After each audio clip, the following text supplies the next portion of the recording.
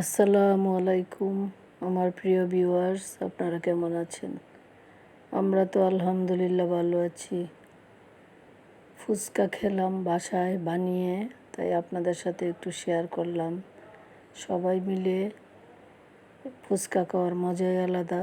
আর আমি সাধারণত বাইরে তো কম যাই, আর বাইরের ফুচকাটা এমনিতেই আমি খাই না। আমি সবসময় ঘরে বানিয়েই খাই, কারণ বাইরেরটা আমার কাছে আগে ভালো লাগতো, এখন ফেসবুকে দেখার পরে আর বাইরেরটা খাওয়া হয় না, বাসায় বানিয়ে খাওয়া হয়।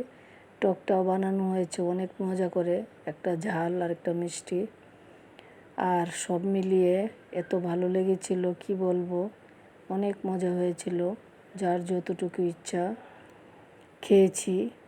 তো সব কিছু গুছিয়ে গাছিয়ে নিয়েছি। এখানে ফুচকা, তারপরে এখানে চটপটিটা সুন্দর করে ডিম অনেক কিছু দিয়েই বানিয়েছি, মামাদের মতোই হয়েছে। কিন্তু আগে মনে করতাম মামাদের মতো বানাইতে পারি না, এখন দেখি হয়ে যায়। যাই হোক, ভিডিওটা আপনাদের সাথে শেয়ার করে ফেললাম। বাইরে খাইলেই যে অনেক ভালো লাগে তা কিন্তু না, ঘরেই কিন্তু বেশি মজা হয়। একবার ট্রাই করে দেখবেন, সব কিছু গুছিয়ে গাছিয়ে নিলে বা ঘরে খেতেও কিন্তু আরও বেশি ভালো লাগে, বেশি খাওয়া যায়। তো এখানকার মতো এখানেই শেষ করলাম, আবারও কথা হবে নতুন কোনো ভিডিও নিয়ে। সেই পর্যন্ত সবাই ভালো থাকবেন। আল্লাহ হাফেজ।